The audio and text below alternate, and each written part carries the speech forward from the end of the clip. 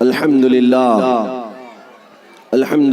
الحنان المنان الذي خلق الإنسان وعلمه البيان والصلاة والسلام على رسوله سيد الإنس والجان وعلى آله وأصحابه ذوي الخير والإحسان أما بعد فأعوذ بالله من الشيطان الرجيم بسم الله الرحمن الرحيم ولا تهنوا ولا تحزنوا وأنتم الأعلون إن كنتم مؤمنين صدق الله مولانا العظيم وبلغنا رسوله النبي الأمين المتين المختار الكريم ونحن على ذلك من الشاهدين والشاكرين والحمد لله رب العالمين۔ بارگاہ رسالت معاب صلی اللہ علیہ وسلم میں درود پاک کا ہدیہ پیش کریں۔ اللہم صلی علی سیدنا و مولانا محمد معدن الجود والکرم وآلہ واصحابہ الکرام وابنہ الکریم وبارک وسلم صلاة دائمة سرمدا ابدا۔ مرد حق باطل کے آگے مات کھا سکتا نہیں، مرد حق باطل کے آگے مات کھا سکتا نہیں، سر کٹا سکتا ہے لیکن سر جھکا سکتا نہیں۔ میرے عزیزوں، یہ روحانی اور بارونق منظر اور منبر نور پر جلوہ بار علماء میں اتنے جوشیلے علماء آپ کے پاس موجود ہیں، میری تقریر کی اب چندہ حاجت بھی نہیں ہے۔ نظامت اور شعر و شاعری کے جو شعلے ہیں میرے اندازے کے مطابق کافی دنوں تک آپ کو یہ گرم رکھیں گے۔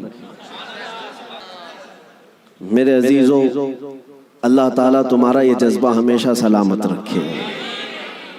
ہمارا ایک ہی مقصد ہے کہ اگر میرے مصطفیٰ کریم صلی اللہ علیہ وسلم کے نام پر ہمارا جوان بیدار ہو گیا تو اچھے اچھوں کی نیند ہم ہو ہی جائے گی۔ بس ہمیں جگانا ہی ہے۔ ہم نہ تلوار کی بات کرتے ہیں نہ بندوق کی بات کرتے ہیں۔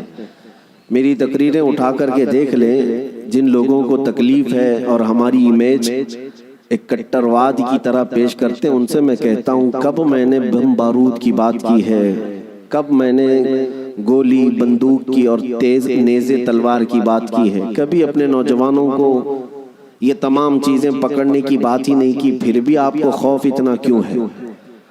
پھر بھی آپ کو ڈر اتنا کیوں ہے؟ ہاں، اتنی بات ہے کہ میں یہ ضرور کہتا ہوں کہ ہمارے نبی پاک صلی اللہ علیہ وسلم کے غلاموں کے ہاتھ میں کنکری بھی آ جائے تو بہت قیمتی ہوتی ہے۔ ہاں، ہم نہ تلوار کی بات کرتے ہیں نہ بندوق اور بم بارود کی بات کرتے ہیں، لیکن میرے عزیزوں، دل سے اور سینے سے نکلنے والی باتیں اس سے بھی زیادہ طاقتور ہوتی ہیں۔ یہ دنیا جانتی ہے، یہ دنیا جانتی ہے، اور اسی وجہ سے پورا کربلا کا واقعہ پیش آ گیا۔ آپ کبھی سوچ سکتے ہیں کہ ایک طرف نواسہ رسول امام عالی مقام جو بغیر جنگ کے ارادے سے اپنے گھر سے نکلے ہیں، اپنا مختصر سا خاندان لے کر کے نکلے ہیں، لیکن جب وہ کوفہ آنے والے تھے، بیچ راستے میں آپ کو روکا گیا۔ آپ کے قافلے میں آنے والوں کی تعداد مختلف بتائی گئی ہے روایات میں۔ مسعودی کی روایت میں 135 لوگ تھے امام حسین کے ساتھ، اور دیگر روایات کے مطابق 82 لوگ تھے، 82 لوگ، عورتیں مرد سب ملا کر۔ شہید ہونے والوں کی تعداد 72 ہے، لیکن 72 ہو کہ 82 ہو کہ 135 ہو، ان کا راستہ روکنے کے لیے پہلے 1000 کا لشکر آیا، پھر اس کے بعد 4000 کا لشکر آیا، پھر اس کے بعد کل ملا کر 22000 کا لشکر آیا۔ یہ کون سا کمپیر کر کے تو دیکھیں، ایک آدمی کو روکنے کے لیے 2 ہوتے، 3 ہوتے، 4 ہوتے۔ 80 لوگوں کو روکنے کے لیے اگر 22000 لوگ لگتے ہیں تو عقل آج بھی تسلیم نہیں کر پاتی۔ نوجوانوں تصور کرو، کیا آپ کے زمانے میں بھی، ہم تو 1400 سال پہلے کی طاقت نہیں رکھتے، کمزور ہو گئے، آپ کے زمانے میں بھی آپ سے اگر کہا جائے کیا 80 لوگوں کو روکنے کے لیے کتنے لوگوں کی ضرورت پیش آئے گی؟ آپ کہیں گے زیادہ سے زیادہ 800 لوگ، اور بھی اگر آپ کے اندر شدت ہے تو بولیں گے 8000 لوگ، لیکن یہ 22000 کی تعداد سمجھ میں نہیں آتی۔ یہ آپ کو آج بھی سمجھنے کی ضرورت ہے کہ دشمن کے اور باطل کے خیمے میں اہل حق کا رعب کتنا ہوتا ہے، اہل حق کا خوف کتنا ہوتا ہے۔ 1400 سال سے یہی نیم چلا رہا ہے، یہی دستور چلا رہا ہے، حق جماعت تھوڑی ہوتی ہے اور کفر کی طاقت بہت زیادہ ہوتی ہے، لیکن پھر بھی اہل حق کے دل میں خوف نہیں ہوتا کہ ہم 80 ہیں، بلکہ خوف انہی 22,000 کے دل میں ہی ہوتا ہے۔ آج بھی ہم دیکھ رہے ہیں الحمدللہ ہماری تعداد کم ہے، ہمیں آج مائنورٹی کہا جاتا ہے، ہمیں آج مائنورٹی کہا جاتا ہے۔ ہمارا حال تو یہ ہے کہ ہمارے پاس کچھ بھی نہیں، اسلحہ نہیں، بم بارود نہیں، طاقت نہیں، ہمارے تو نوجوان ڈپارٹمنٹ میں بھی نہیں، عہدوں پر بھی نہیں۔ ارے ہمارا حال تو یہ ہے کہ ہم حکومت کے تخت تک بھی نہیں پہنچ پاتے۔ ہمارا حال تو یہ ہے کہ سیاست میں ہماری کوئی نمائندگی نہیں، اور جو کچھ پہنچ بھی گئے بیچارے وہ کسی اور کی جھولی میں گر گئے۔ ہمارے پاس کیا ہے؟ مذہب و ملت میرے مصطفیٰ کے ناموس کی نمائندگی کرنے والا کون ہے؟ اکا دکا ہو سکتا ہے، لیکن یہی مائنورٹی ہو، اقلیت کی تعداد ہی ہے، ہمارے پاس کچھ بھی نہیں ہے۔ پھر میں پوچھتا ہوں یہ ٹی وی میں 24 گھنٹے صرف مسلمان ہی کیوں نظر آتے ہیں؟ میڈیا ان کا ہاٹ ایشو اگر آج کے زمانے کا ہے، کچھ بھی ہو، مسجد ہوگا، برقع ہوگا، داڑھی ہوگی، ٹوپی ہوگی، ہم ان سے پوچھتے ہیں میاں یہ تو بہت تھوڑے سے ہیں ہندوستان میں، ان کی حیثیت یہ ہے کہ پڑھے لکھے بھی زیادہ نہیں ہیں، عہدوں پر بھی زیادہ نہیں ہیں، سیاست میں بھی نہیں ہیں، لیکن پھر ٹیلی ویژن میں کیوں زیادہ ہیں، ٹی وی میں نیوز میں یہ زیادہ کیوں ہیں؟ تو جانکار لوگوں کی طرف سے جواب آتا ہے کہ ساری دنیا آج تک وہ کربلا کا واقعہ بھول نہیں پائی ہے، کربلا کا واقعہ بھول نہیں پائی، اس لیے کہ آج بھی ان کو ایسا لگتا ہے کہ اگر ایک بھی غلام حسین کھڑا ہو گیا تو پھر چاہے مقابل میں کروڑوں ہی کیوں نہ ہو، خطرہ اسی ایک سے ہی نظر آتا ہے۔ میرے عزیزو ایک بات یاد رکھنا، ہم مومن ہیں اور ہمارے لیے موت کوئی حادثہ نہیں ہے، ہمارے لیے موت حادثہ نہیں بلکہ امام حسین نے ہمیں یہ سبق دیا ہے، موت ہمارے لیے شہادت ہے۔ اگر حق کی راہ میں کٹ گئے، مر گئے تو یہ ذلت نہیں، عیب نہیں، بلکہ رہتی دنیا تک مولا تمہارے نام کا یہ اعلان فرماتا ہے کہ اسے اب کوئی مردہ نہ کہے۔ جو اللہ کی راہ میں مر گیا اب اسے مردہ بھی کہنے کو منع کر دیا گیا۔ اس لیے یہ تصور ہمارے پاس ہے الحمدللہ۔ اور ایک بات اور بھی میں آپ کو بتا دوں، دنیا کو اگر آج کسی بات کا سب سے زیادہ خوف ہے تو کیا ہے؟ اقبال نے کہا تھا انگریز ہمیں ہزار توڑنے کی کوشش کرتے رہے، مارنے کی، کاٹنے کی، جلا وطن کرنے کی، حکومتیں چھیننے کی، لیکن اخیر میں تنگ آ کر کے کیا کہتے ہیں جانتے ہو؟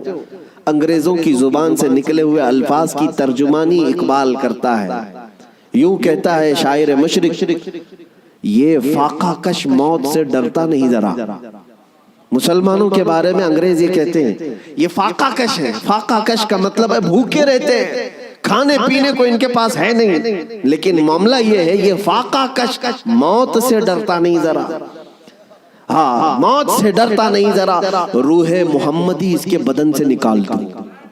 وہ انگریزی کہتے ہیں کہ روح محمدی نکالو اس کے بدن سے، ان کے کپڑے چھین لو، ان کی جائیدادیں کرک کر لو، ان کے بچے مار دو، ان کی حکومتیں چھین لو، کچھ نہیں ہونا ہے ان کے ساتھ جب تک ان کے سینوں میں عشق محمدی ہے، یہ پھر جمع ہوتے رہے۔ دنیا اس نقطے کو سمجھتی ہے میرے عزیزوں، اس لیے ہمارا وناش کرنے کی جو بات کرتے ہیں، یہ ان کی جب باتیں سنتا ہوں تو ہنسی بھی آتی ہے، مذاق بھی۔ یہ اپنے گوفے میں بیٹھ کر کہتے ہیں کہ ہم 2 سال کے اندر پورے اسلام کا وناش کر دیں گے، ختم کر دیں گے۔ میں اکثر یہ کہا کرتا ہوں ان کو اپنے بدن کی کھجلی مٹانا نہیں آتا، اتنے دین اسلام اور اس کی حقانیت کو مٹانے کی بات کر جاتے ہیں۔ عزیزان گرامی، آپ تمامی حضرات کربلا ابھی سنے ہوئے ہوں گے، عشرہ مجالس میں آپ نے شرکت کی ہوگی، مولا حسین کی داستان کربلا سنی ہوگی۔ اس کے بعد اب جو آپ کو درس لے کر کے کھڑا ہونا ہے وہ کیا ہے؟ وہ فاضل بریلوی امام اہل سنت احمد رضا خان نور اللہ مرقدہ سے سنو، آپ نے یہ میسج دیا تھا، خوف نہ رکھ رضا ذرا تو ہے عبد مصطفیٰ، خوف نہ رکھ رضا ذرا تو ہے عبد مصطفیٰ، تیرے لیے امان ہے، تیرے لیے امان ہے۔ یہ ہم سب کے لیے میسج ہے۔ اگر آپ کو یہ لگتا ہے کہ میں مدینے کے تاجدار کا غلام ہوں تو خوف کو نکال کر پھینکو، کچھ نہیں ہونا ہے۔ یہ پھانسی کے پھندے، یہ جیل کی سلاخیں، یا تلواروں کی چمک، یا گولیوں بارود کی باتیں، یہ سب ہمارے لیے میرے عزیزوں موت کا ڈر نہیں بتا سکتی، اس لیے کہ حضرت مظفر حسین کچوچوی رحمۃ اللہ علیہ نے ایک بات فرمائی تھی، جب ان کو قید کیا گیا تھا جیل میں، تب انہوں نے کہا تھا مظفر کو مقید نہ سمجھ اے سیاد، میری اسیری بھی سنت آبائی ہے، ہمارا قید ہونا بھی ہمارے آبا و اجداد کی سنت ہے۔ اس لیے میں جس جگہ جاتا ہوں نوجوانوں سے ایک ہی بات کا خطاب کرتا ہوں کہ اپنے سینوں سے خوف نکالو، ڈر نکالو، اور اس بات کا یقین تم سے زیادہ کس کو ہے کہ ہمارا رازق اللہ ہے۔ اس سے زیادہ کون اس دنیا میں یقین رکھتا ہے؟ آپ ہیں، مومن ہیں، اللہ کی ذات پر یقین ہے آپ کو، ہمارے دانے دانے کا رازق اللہ ہے، اور ہماری ہر سانس کا مالک اللہ ہے۔ جب تک میرا مولا نہ چاہے یہ پوری طاقتیں مل کر کے میرا بال بھی نہیں نوچ سکیں گی، اور جب رب تعالیٰ کو منظور ہو تو ہم چونٹی سے بھی ہلاک ہو سکتے ہیں۔ یہ قدرت کے فیصلے ہیں۔ میں آپ کو بتاتا ہوں، سیدنا غوث اعظم عبد القادر جیلانی رضی اللہ تعالیٰ عنہ منبر پر خطبہ دے رہے تھے، بڑا مجمع، 70,000 کا مجمع، منبر پر جب خطبہ دے رہے تھے، عین خطبے کے دوران چھت پر سے ایک نہایت ہی کالے قسم کا سانپ نمودار ہوا، جس کی ہیبت ایسی تھی کہ مجمع میں سے لوگ ادھر سے ادھر ہونے لگ گئے۔ اس سانپ کی دہشت سے لوگ گھبرا گئے، لیکن وہ سانپ چھت سے اوپر سے آتے آتے سیدھے سرکار غوث پاک کے کندھے پر آ گیا، غوث پاک کے کندھے پر آ گئے، نہایت ہی کالے قسم کا زہریلا سانپ، جس کو دیکھ کر مجمع منتشر ہو رہا۔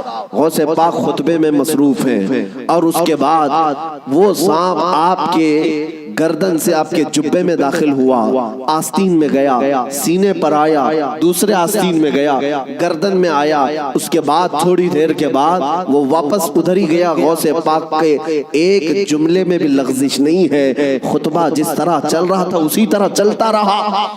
اور اس کے بعد اس سانپ نے فصیح عربی میں آپ سے کلام کیا، کہا ہے عبد القادر، میں آزمائش کے لیے آیا تھا، اس سے پہلے میں نے کئی لوگوں کو آزمایا، ان کے یا تو زبان میں لکنت آ گئی، یا تو پیر ہل گئے، یا تو پھر اپنا بیان چھوڑ دیا، لیکن تمہارا حال تو یہ ہے کہ ایسا لگتا تھا کہ تمہارے جسم پر کوئی چیز آئی نہیں۔ غوث پاک رضی اللہ تعالیٰ عنہ مسکرائے، خطبہ جاری رکھا۔ لوگوں نے پوچھا غوث پاک سے کہ یہ کیا تھا، اتنا بھیانک سانپ آپ کے جسم پر آیا، آپ کے جسم پر کوئی جنبش بھی نہیں، لغزش بھی نہیں۔ سرکار غوث پاک رضی اللہ تعالیٰ عنہ مخاطب ہوتے ہوئے ارشاد فرماتے ہیں، میرا نام عبد القادر ہے، میں قادر کا بندہ ہوں۔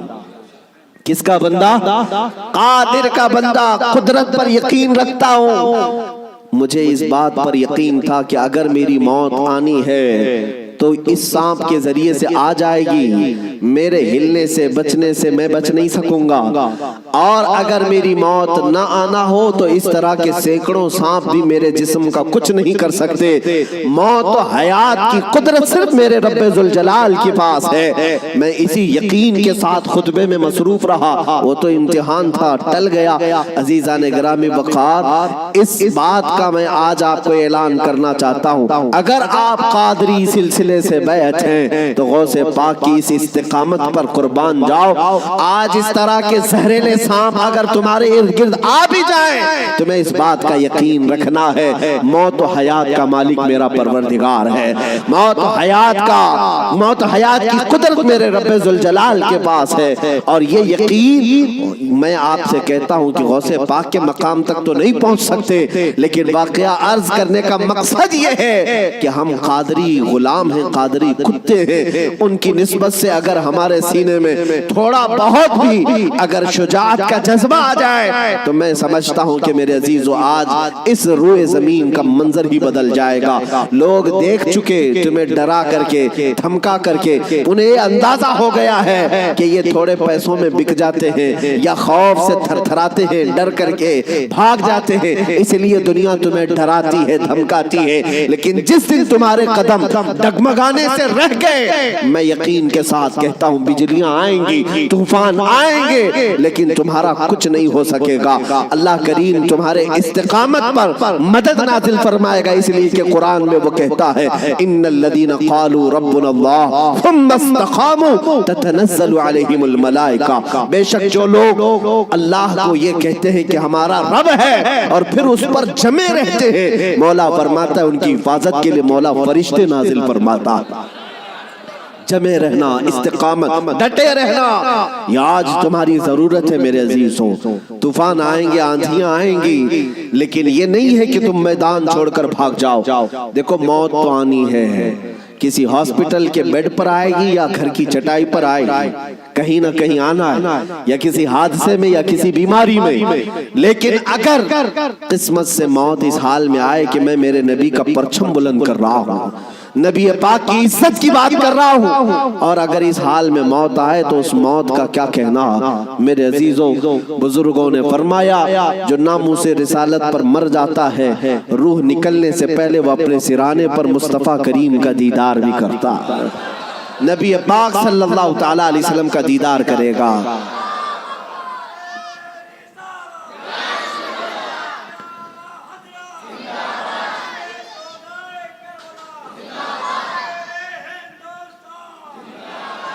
آج میں آپ کے سامنے دو چند جھلکیاں بتاؤں گا، واقعات کربلا تفصیل سے بیان کرنے کا موقع نہیں ہے، آپ نے 10 روزہ مجالس میں تفصیل سے سن لیا ہوگا، دو چند ان کی جھلکیاں واقعات کربلا۔ اور ایک بات میں بتا دوں، کربلا کے واقعات ماتم کرنے کے لیے نہیں سنائے جاتے، ہاں صرف اور صرف واویلا مچھانے کے لیے نہیں، غم اپنی جگہ پر۔ میرے عزیزوں، ہم سے زیادہ غم کون کرے گا؟ مولا حسین کا، اس لیے کہ ہم اہل سنت و جماعت ہیں، ہم سردار نوجوانان جنت کے سردار سیدنا امام علی مقام کی شہادت کا کیا غم نہیں کرتے؟ غم ضرور کرتے ہیں، لیکن آج واقعات کربلا کو سننے والے اور بولنے والے دونوں کے لیے میں آج ایک بات بتا دوں، صرف اور صرف رونے دھونے کے لیے واقعات نہیں بیان کیے جاتے، بلکہ ہر بزدل کو جوان شیر بنانے کے لیے واقعات کربلا سنائے جاتے۔ بلکہ میں تو کہتا ہوں اگر بیان کرنے کا انداز، میں تو مقرر نہیں ہوں، میں خطیب نہیں ہوں، میرے پاس کوئی انداز بھی نہیں ہے، میں تو اپنی گفتگو کرنے کا عادی ہوں، لیکن اگر سچا غلام حسین کوئی منبر سے بیان کرے، دیکھنا قسم رب ذوالجلال کی 80 سال کا بوڑھا بھی تمہیں 25 سال کا جوان نظر آنے لگ جائے، اس کا جذبہ جوان نظر آئے گا۔ مولا حسین کے واقعات سننے کے بعد میں آپ کو بتاتا ہوں، سیدنا امام علی مقام مکہ سے نکل کر کے کوفہ جا رہے تھے، بہتوں نے منع کیا آپ کو، لیکن آپ کے سامنے کوفہ کے خطوط موجود تھے، اتمام حجت کے لیے آپ تشریف لے جا رہے تھے۔ بیچ راستے میں کوفہ کا گورنر عبیداللہ ابن زیاد، حر بن یزید، یہ نام یاد رکھیں، حر بن یزید الریاحی کو 1000 کا لشکر دے کر بھیجا کہ حسین کا راستہ روک لو اور انہیں کوفہ کی طرف آنے نہ دو، دائیں بائیں ادھر ادھر چلاتے رہنا۔ حر بن یزید کوفہ پہنچنے سے کافی پہلے ہی مولا حسین کا راستہ روک لی۔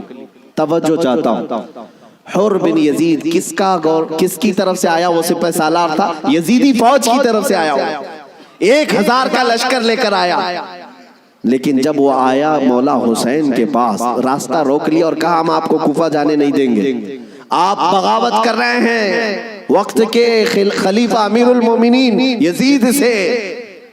ان کے ذوم باطل میں یہی تھا، اور اس کے بعد وہ راستہ روکے اتنی دور تک چلتا رہا، کبھی دائیں کبھی بائیں۔ امام حسین ایک جگہ پر جب پڑاؤ کرتے ہیں، ظہر کا وقت ہے، اذان ہوئی، نماز کے لیے جماعت قائم ہو رہی ہے. امام حسین نے اس حر بن یزید سے پوچھا جو 1000 لشکر کا سپہ سالار تھا, کہا ہم نماز پڑھنے جا رہے ہیں, ہم اپنی نماز پڑھ لیں, کیا تمہاری جماعت الگ ہوگی, ہماری جماعت الگ ہوگی؟ حر بن یزید نے کہا نہیں امام آپ ہی ہوں گے, ہم مقتدی ہوں گے, اقتدا ہم کریں گے. امام حسین مصلی پر ہیں, راستہ روکنے کے لیے جو آیا ہے یزید کا سپہ سالار, وہ اقتدا کر رہا ہے 1000 لشکریوں کے ساتھ اقتدا کر رہا ہے, ظہر میں بھی, عصر میں بھی, مغرب میں بھی, عشاء میں بھی, کنٹینیو جو نمازیں ہوتی ہیں نماز امام حسین ہی پڑھاتے ہیں, اور راستہ روکنے کے لیے آیا ہوا یزید کا سپہ سالار اقتدا کر رہا ہے. میں علماء سے کہتا ہوں میرے عزیزوں, بڑا عظیم نکتہ ہے, اگر حسین کے سچے وفادار ہو تو آج بھی ہزاروں یزیدی تمہاری بھی اقتدا کرنے کو تیار ہیں, کرتے ہیں, مجبور ہیں. اگر سچے حسینی بن جاؤ تو اقتدا تو ہوگی, لیکن جو بات مجھے عرض کرنی ہے وہ یہ, راستہ روکا اور اس کے بعد پھر پیغام آیا کہ امام حسین کو کوفہ کی طرف آنے مت دینا, کسی اور راستے کی طرف لے جاؤ. کسی اور راستے کی طرف وہ زبردستی لے گیا. پھر وہ میدان آیا جس کو کربلا کہا جاتا ہے, امام حسین وہاں اتر گئے اور ایسی جگہ پر آپ کو اتارا گیا جہاں پانی نہ ملے. دریا کے اوپر سارے یزیدی فوج کا قبضہ. اب سنیے, محرم کا مہینہ ہے, 7ویں آ گئی, 8ویں آ گئی, اس کے بعد یہ صلح مصالحت کی بھی باتیں چلتی رہی. امام حسین نے پیغام بھیجا تھا عبید اللہ ابن زیاد کو, 3 آپشن دیے تھے, کوئی قبول کر لو, لیکن وہ ظالم آپ کے خون کے در پہ تھے, مانے نہیں. 4000 کا لشکر دے کر بھیجا, پھر اس کے بعد تقریباً 15000 کا لشکر دے کر بھیجے, 15000 یا 16000 کا لشکر دے کر دوبارہ بھیجا. اب یہ 9ویں محرم آئی ہے, توجہ چاہتا ہوں, 22000 کا لشکر.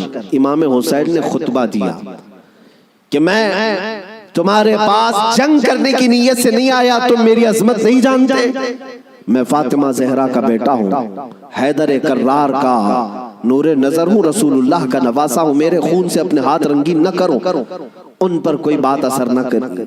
اس کے بعد حر بن یزید جو 1000 کا لشکر لے کر سب سے پہلے راستہ روکنے آیا تھا, وہ یزیدیوں کے پاس آیا اور کہا ان کی ایک بات تو مان لو, وہ جنگ کرنے نہیں آئے, اگر وہ صلح چاہتے ہیں تو ختم کر دیتے معاملہ.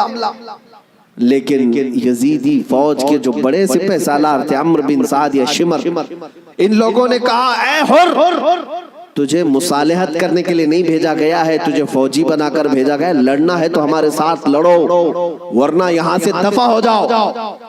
جب یزیدی فوج کے بڑے سپہ سالاروں نے حر بن یزید کی بات نہیں مانی تو سنو, پورے مجمع میں وہی حر جو یزید کا سپہ سالار تھا اعلان کرتا ہے تمہاری سپہ سالاری تمہیں مبارک ہو, میں حسین کے خیمے میں جاتا ہوں.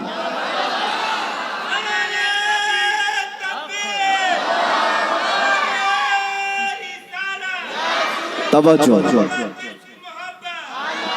حر بن یزید نے کہا مجھے اب نظر آ رہا ہے کہ حق اور حقانیت حسین کے خیمے کی طرف ہے, مجھے جانے دو.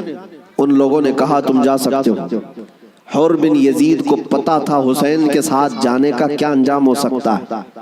22000 کا لشکر جرار ہے اور ادھر صرف 80-82 لوگ ہیں. ایسے وقت میں ایک چھوٹی جماعت کا ساتھ کون دے سکتا ہے جہاں بھاری بھرکم لشکر سامنے موجود ہو؟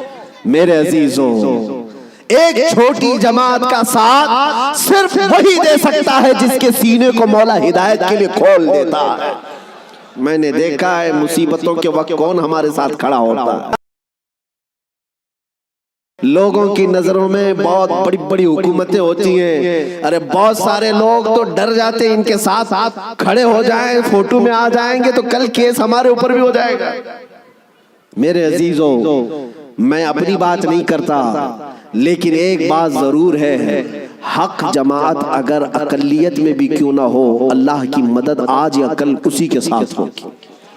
اگرچہ آج وہ مظلوم نظر آئے لیکن اللہ تعالیٰ غالب فرمائے گا. حسین اعظم کے پاس حر بن یزید آ گئے. جس بات کی طرف میں تمہیں لے جا رہا ہوں اس کے لیے اتنا لمبا واقعہ بیان کرنا پڑا. جو اصل لب لباب ہے، جو خلاصہ ہے اس واقعے کا، وہ ابھی عنقریب بیان کرتا ہوں. نوجوانوں توجہ سے سنو، توجہ. حسین ابن علی رضی اللہ تعالیٰ عنہ کے پاس آ گیا حر بن یزید، قدموں میں گرا، کہا مولا مجھے معاف فرما لے، میں نے راستہ روکا آپ کا، میں آپ کو مجبور کیا اس میدان میں آنے کے لیے، لیکن میں آپ کے ساتھ اب اس وقت تک رہوں گا جب تک میری آخری سانس نہ آ جائے، میں آپ کی حمایت میں لڑوں گا. امام حسین نے اس سے کہا حر کہ میں نے تجھے معاف کر دیا، لیکن جا تو اپنے بیوی بچوں کے ساتھ، میری اس چھوٹی جماعت کے ساتھ رہے گا تو جان کا خطرہ ہے. حر بن یزید نے کہا میں نے جو راستے میں آپ کے ساتھ کیا اس کا کفارہ جان دینے سے بھی میں سمجھتا ہوں ادا نہ ہو پائے، اس لیے میں آخری سانس تک آپ کے ساتھ رہوں گا. رہا ساتھ میں. 10ویں محرم آ گئی. اب جو بیان کرنا ہے توجہ سے. جانتے ہیں صبح نکارہ بجا، طبل بجے، ادھر جنگ کی ابتدا ہوئی. یزیدیوں کی طرف سے عمرو بن سعد نے پہلا تیر چلایا اور اعلان کیا کہ ہم حسین ابن علی کے ساتھ جنگ شروع کر چکے ہیں.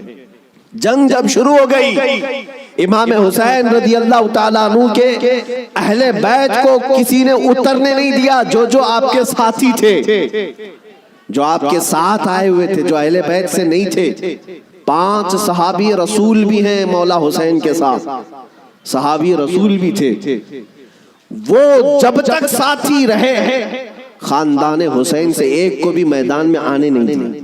اور جانتے ہیں اس میدان کربلا میں پہلے اترنے والا کون تھا؟ وہی حر بن یزید. اور کس کی جانب سے؟ امام حسین کی طرف سے. ایک بات مولا قدیر و جبار کی تمہیں سمجھنا پڑے گا، اگر وہ ہدایت دینے پر آئے تو کفر کی طاغوتی طاقتوں میں سے بھی کسی کو ہدایت دے کر کے اس کو پاسبان اسلام بنا سکتا ہے، اور کبھی گمراہ کرنے پر آئے تو کعبہ کے قریب رہ کر کے بھی کوئی گمراہ ہو سکتا ہے. ہاں یہ بات سمجھ کر کے چلو. جب مولا تعالیٰ ہدایت دیتا ہے، ہم نے یہاں پر بھی دیکھا ہے کہ بابری مسجد کو شہید کرنے والے آتنکی بہت سارے تھے، لیکن ہم نے برسوں بعد ایک شخص کا نام سنا تھا کہ وہ دائرہ اسلام میں آیا اور نمازی بھی بنا، پابند بھی بنا، داڑھی بھی رکھا، بلکہ تبلیغ اسلام بھی کرتا رہا، تبلیغ اسلام بھی کرتا رہا. اور وہ یہ کہتا رہا ایک زمانہ وہ تھا جب میں ہتھوڑا لے کر کے گنبد کو توڑ رہا تھا، لیکن آج ایک زمانہ یہ ہے کہ میری پیشانی ہر جگہ سجدہ الہی کے لیے جھک جایا کرتی. مولا جس کو جہاں سے چاہے ہدایت عطا فرمائے. حر بن یزید امام حسین کی طرف سے پہلے میدان میں اترنے والے. اب میں آتا ہوں اسی بات پر جس کے لیے میں اتنا لمبا واقعہ آپ کو سنایا. مقابلہ دو بدو تھا، ایک کے بعد دیگرے مقابلہ تھا. حر بن یزید جب گھوڑے پر سوار ہو کر مقابلے کے لیے آیا تو یزیدیوں کی طرف سے پہلوان آتے رہے، سپاہی آتے رہے، مقابلہ کرتے رہے. یہ تنہا حر بن یزید کا مقابلہ صبح سے لے کر کے دوپہر تک چلتا رہا. باقی بہت سارے مقابلے ہوئے، تھوڑی تھوڑی دیر کے بعد سب جام شہادت نوش کرتے رہے، یہ زوال کے بعد.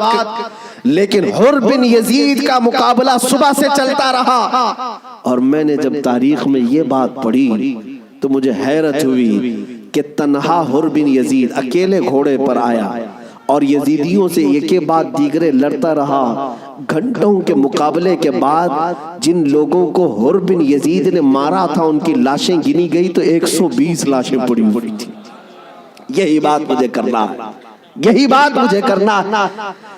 تنہا ایک حسینی 120 کو مار گرا سکتا ہے کربلا کے میدان میں. تم صرف یہ سنتے ہو کہ حسین اعظم کے بچے شہید ہو گئے، لیکن حسینیوں نے جن کو کاٹا ہے وہ کیوں نہیں سنتے؟ وہ کم نہیں تھے، بہتوں کو فنا فی النار کیا. اب جو بات کہنی ہے وہ یہ ہے، حر بن یزید خاندان حسین سے نہیں ہے، اہل بیت سے نہیں ہے، انصار میں سے بھی نہیں ہے جو ساتھی وہاں سے آئے تھے، بلکہ ایک دن پہلے توبہ کر کے حسینی بنا تو دوسرے دن کی طاقت کا حال یہ ہے.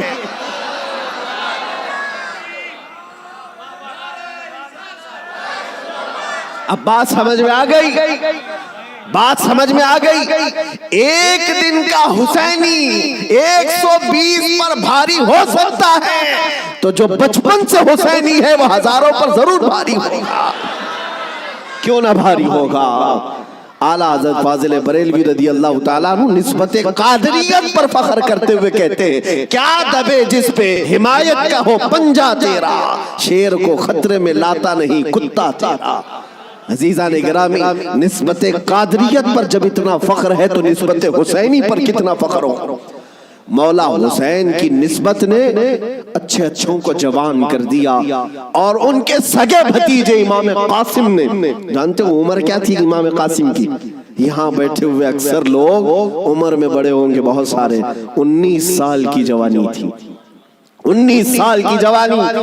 تاریخ نگاروں نے لکھا ہے امام قاسم جب گھوڑے پر بیٹھ کر کے آئے تھے تو یزیدی خیمے میں ایسی کھلبلی مچی، لوگ یہ کہتے تھے کہ قاسم بن حسن، امام حسن کے بڑے بیٹے امام قاسم، میں نے یہ بھی روایت پڑھی، امام قاسم جب گھوڑے پر صرف پہلو بدلتے تھے، پہلو بدلنے، گھوڑے پر ادھر سے ادھر اس طرح پہلو بدلنا، تو یزیدی خیمے کے لوگ کہتے ہیں جب قاسم بن حسن گھوڑے پر پہلو بدلتے تھے تو ایسا لگتا تھا کہ بجلی چمک رہی ہے، بجلی چمک رہی ہے۔ یہ خوف سینوں میں ہزاروں کے ہونے کے باوجود کس نے طاری کیا؟ میرے عزیزو، وہ رب ذوالجلال ہے، غالب حکمت والا، جس نے قرآن میں فرمایا وَلَا تَهِنُوا وَلَا تَحْزَنُوا وَأَنْتُمُ الْأَعْلَوْا إِن كُنتُم مُؤْمِنِينَ، تم گھبراؤ مت، پریشان مت ہو، مولا فرماتا تم ہی غالب رہو گے اگر تم سچے ایمان والے ہو، اگر تم میرے مصطفیٰ کریم صلی اللہ علیہ وسلم کے سچے غلام ہو۔ لوگ تو صرف کربلا کے میدان میں یہ دیکھتے ہیں کہ امام حسین کی شہادت ہو گئی، علی اصغر کی شہادت ہو گئی، علی اکبر کی شہادت ہو گئی، عباس علمبردار کی شہادت ہو گئی، یہ شہادتیں اپنی جگہ پر، لیکن اگر کمپیریزن میں میں اگر بتاؤں کس نے کتنوں کو مارا تھا، کس نے کتنوں کو زخمی کیا تھا، تو پھر تمہیں پتہ چلے گا کہ وہ کٹ کر کے بھی فتح یاب تھے، وہ شہید ہو کر کے بھی فتح یاب تھے، اس لیے کہ یزیدیوں کے پاس بولنے کے لیے منہ نہیں ہے۔ اگر کسی یزیدی کو پوچھے کہ تم کس کے ساتھ لڑنے کے لیے گئے تھے تو یہ کہیں گے 80 لوگوں کے ساتھ۔ کتنے لوگوں کے ساز و سامان کے ساتھ گئے تھے؟ کہیں گے 22,000 کے ساتھ۔ تو دنیا آج بھی ہنسے گی، 80 لوگوں سے لڑنے کے لیے 22,000 گئے تھے، کیا کیا لے کر گئے تھے؟ ہاتھی بھی تھے، گھوڑے بھی تھے، نیزے بھی تھے، تلواریں بھی تھی، بھالے بھی تھے، سب تھا۔ پھر اگر تم سے پوچھا جائے ساز و سامان کے ساتھ سہولتیں کیا تھی، یزیدی کہیں گے پورا پانی ہماری طرف تھا، دریائے فرات بھی ہماری طرف تھا، کھانا بھی ہماری طرف، پانی بھی ہماری طرف۔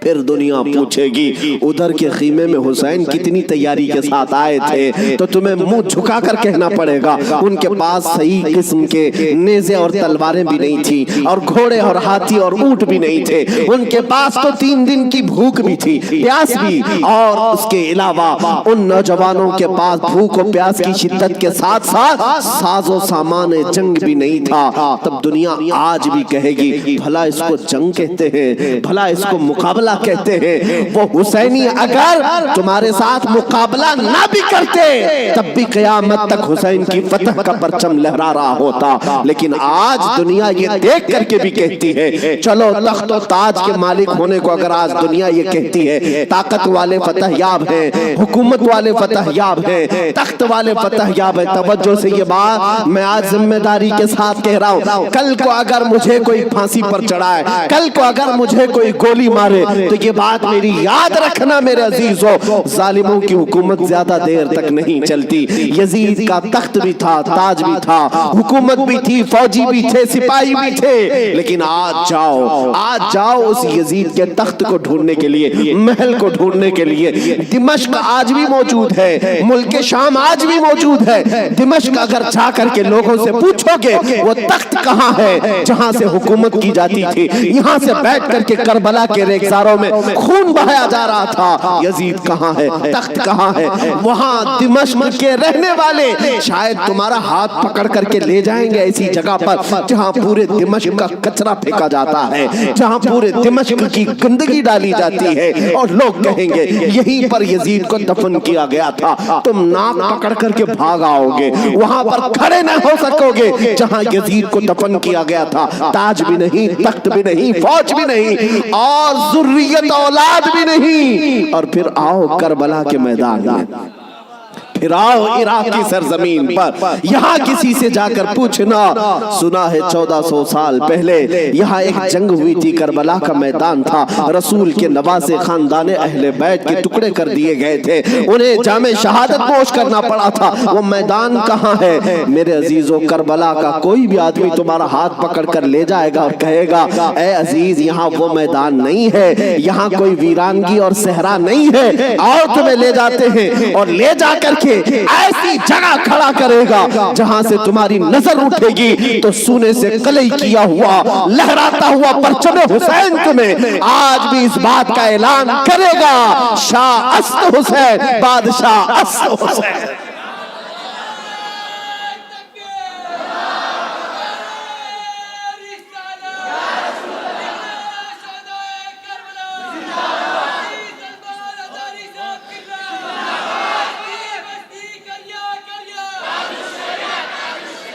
جانتے ہو بہت سارے بچے، بہت سارے نوجوان کسی نہ کسی شخصیت کو اپنا آئیڈیل بناتے ہیں بچپن سے۔ الحمدللہ میں یہ تحدیث نعمت کے لئے کہہ رہا ہوں، اللہ میری ماں کو سلامت رکھے، جن سے میں نے واقعات سنے ہیں تو خالد بن ولید کے سنے تھے، اور ہمارے آئیڈیل جو بزرگ ہیں اس میں مولا امام حسین ہیں، ہم نے ان کو آئیڈیل بنایا ہے، آپ بھی بنا لو، اس لیے کہ ان لوگوں کو جس نے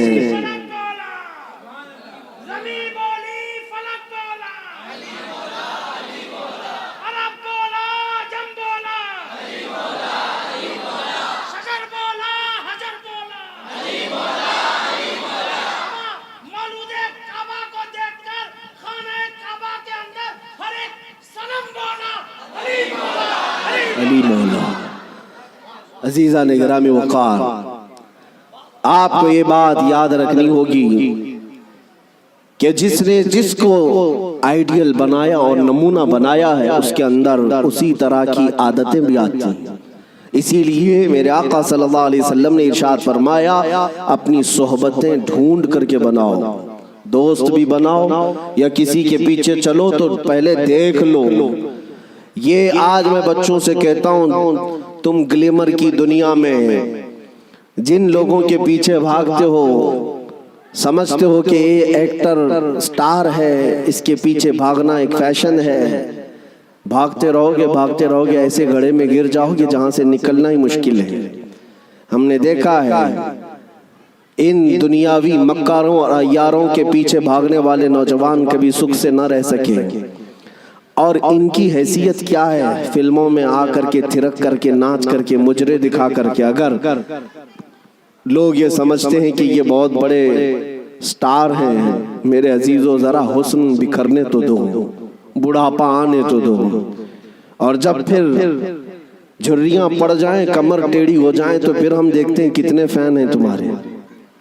لیکن مجھے یقین ہے مولا حسین کا غلام 80 سال کا بھی ہو جائے تو اس کے فین کی کمی نہیں ہوتی، اس کے فینز کم نہیں ہوتے۔ اور ہم نے اپنی زندگی میں حضور تاج الشریعہ کو دیکھا، میرے عزیزوں، دیکھا ہے آپ حضرات نے، حضرت کی عمر تقریباً 70 کے اوپر تھی، 74 سال کی عمر میں، اور بال پورے سفید ہیں، 2 لوگ پکڑ کر کے چلاتے ہیں، لیکن ہم نے دیکھا ہے جس طرف سے گزر جائے لاکھوں صرف ایک جھلک دیکھنے کے لیے بے قرار۔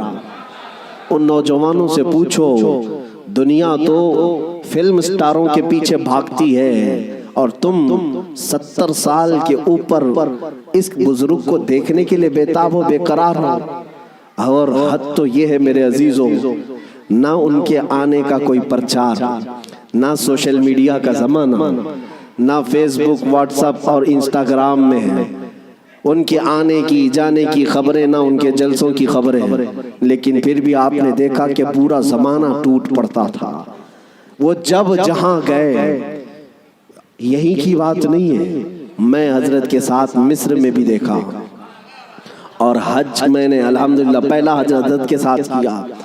طواف کے بعد وہ سادے لباس میں اتر کر کے نیچے اپنی کار میں بیٹھنے کے لیے آ رہے ہیں، ویل چیئر پر ہے، لیکن ایسے لوگوں کو میں بھاگتے ہوئے دیکھا جو ہندوستانی بھی نہیں، پاکستانی بھی نہیں، بنگلہ دیشی بھی نہیں، ترکی کی عورتیں اور ترکی کے مرد آپ سے مصافحہ کرنے کے لیے دیکھنے کے لیے بھاگتے ہوئے پیچھے تک آئے۔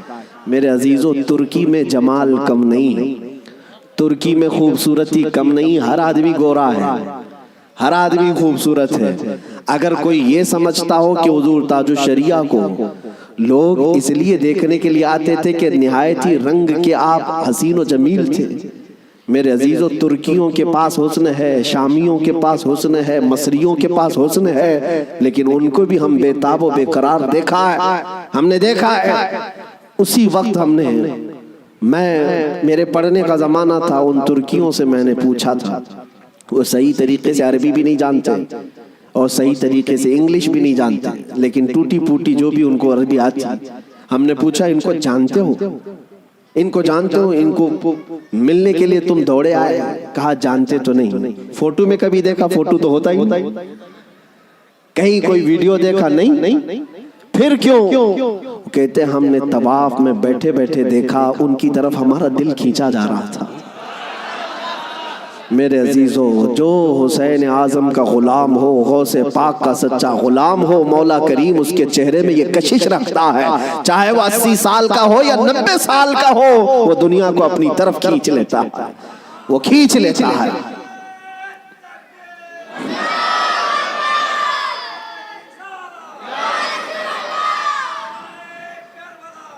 اب آؤ میں آپ کو بات بتا دوں، مر جانا، کٹ جانا، یہ ہماری انتہا نہیں ہے۔ اگر کوئی یہ سمجھتا ہے کہ ہمیں پھانسی دے کر کے یہ ختم کر دے گا تو اس کی خام خیالی ہے۔ یہاں پر انگریزوں کا دور تھا، 100 سال تک یہ اتنا ظلم کرتے رہے، ہندوستان میں آج بھی وہ تاریخ رقم ہے، لیکن سب سے زیادہ انہوں نے اگر کسی پر ظلم کیا تو مسلمانوں پر ظلم کیا انگریزوں نے، اور ان کو بھی آپ میں بتاؤں، آج پھر وہ دور ہمیں نظر آ رہا ہے ظلم کا، کسی ایک خاص کمیونٹی کو ٹارگٹ کرنا۔ انگریز ڈرتے تھے کس سے جانتے ہیں؟ جن لوگوں سے وہ ڈرتے تھے وہ کالا پانی کی سزا دیتے تھے۔ انڈمان نکوبار، جزیرہ انڈمان کو بھیجتے تھے، لیکن جزیرہ انڈمان نکوبار میں جو جیل ہے جہاں بھیجتے تھے، وہاں سب سے زیادہ اگر کسی کو انہوں نے بھیجا ہے تو وہ علماء اہل سنت کو بھیجا ہے۔ یعنی آج سے 100 سال پہلے بھی انگریزوں کے خیمے میں کھلبلی تھی تو علماء سے ہی تھی، حق بولنے والے علماء ربانیین، اور پھانسی پر چڑھایا ہے 30,000 علماء کو اہل سنت و جماعت کے۔ ایک بات میں آپ کو بتانا چاہتا ہوں، علامہ کفایت علی کافی رحمت اللہ علیہ، مراد آباد شہر کے رہنے والے ایک عاشق رسول، ان سے انگریز اتنا ڈرتے تھے کیونکہ جانتے تھے کہ ان کی زبان سے نکلے ہوئے کلمات سے اچھے اچھوں کے دل بدل جاتے ہیں۔ ان کو پتا ہے عالم ربانی، عالم حقانی کی زبان کو وہ توپ سے زیادہ اہمیت دیتے ہیں، کوئی توپ اور بندوق سے مارے اس سے زیادہ اہمیت ان کو ایک عالم ربانی کی زبان سے نکلے ہوئے حق جملے۔ اسی لیے کفایت علی کافی کو گرفتار کرنے کے لیے جانتے ہیں کتنے لوگ آئے تھے؟ انگریز فوج کے 3,000 لوگ آئے تھے ایک عالم کو گرفتار کرنے کے لیے۔ ہمیشہ دنیا کے ظلم نے یہ بتایا ہے کہ یہ بزدل ہوتے ہیں، ہمیشہ بتایا ہے انہوں نے کہ باطل خیموں میں اکثر مادہ ہوتے ہیں، ان میں شیر نر نہیں ہوتا۔ ایک اہل سنت و جماعت کے عالم ربانی کو گرفتار کرنے کے لیے 3,000 کی فوج آئی اور گرفتار کیا، اور انہیں گرفتار کر کے سزائیں کیا دی تھی جانتے ہیں؟ ان کے جسم پر گرم استری پھیری جاتی تھی، اور جب ان کی چمڑی جل جاتی تھی تو نمک چھڑکا جاتا تھا۔ یہ کفایت علی کافی رحمت اللہ علیہ تقریباً 1 ہفتے تک انہیں سزائیں دی گئی اور پھر کہا جانے لگا کہ تم فتویٰ بدل لو، تم اپنی باتیں بدل لو، ہم اپنی حکومت میں تمہیں اہم عہدہ بھی دے دیں گے اور ماہانہ وظیفہ بھی جاری کر دیں گے۔ مگر وہ کفایت علی کافی عاشق رسول تھے، بازار مصطفیٰ میں بکا ہوا غلام پھر کسی انگریز کے ہاتھ میں کیسے بک سکتا ہے؟ میرے عزیزو، وہ کفایت علی کافی اعلیٰ حضرت سے پہلے کے ہیں، اعلیٰ حضرت سے پہلے کے 1857 کی بات کر رہا ہوں، غدر جس کو کہتے ہیں انگریز۔ اس وقت کفایت علی کافی سے کہا ان لوگوں نے، آپ نے کہا میں اپنے جملوں کو اور اپنی زبان کو بدل لوں، وہ بھی میرا دین اتنا ہلکا اور سستا نہیں ہے، میرے جسم کو ابھی تم نے صرف استری سے پھیرا ہے، اگر ٹکڑے بھی کر دو تو میں اپنے اسی عزم پر باقی رہوں گا، اس لیے کہ کربلا کی داستان ہم نے بھی پڑھی ہے۔ میرے عزیزوں، کفایت علی کافی رحمت اللہ تعالیٰ علیہ کو 7 دن کے بعد تقریباً ایک چوراہے پر پھانسی کے لیے لایا گیا اور سارا مجمع بھی تھا، پھانسی پر آپ کو چڑھایا گیا، اور اس عاشق رسول سے انہوں نے کہا تھا کہ اگر کوئی آخری خواہش ہے تو بتاؤ۔ ایک سچا عاشق رسول یہ نہیں کہتا کہ بیوی کو دیکھ لوں، بچوں سے بات کر لوں، جائیداد پراپرٹی کی وصیت کر لوں، بلکہ وہ کہتا ہے عاشق رسول پھانسی کا پھندا لگنے سے پہلے خواہش یہ ہے کہ ایک بار نعت رسول پڑھ لوں۔ اور پھر کہا گنگناتے ہوئے، کوئی گل باقی رہے گا نہ چمن رہ جائے گا، پر رسول اللہ کا دین حسن رہ جائے گا، اطلس و کم خواب کی پوشاک پہ نازاں نہ ہو، اس تنے بے جان پر صرف خاکی کفن رہ جائے گا، سب فنا ہو جائیں گے کافی وہ لیکن حشر تک نام حضرت کا زبانوں پر چلن رہ جائے گا۔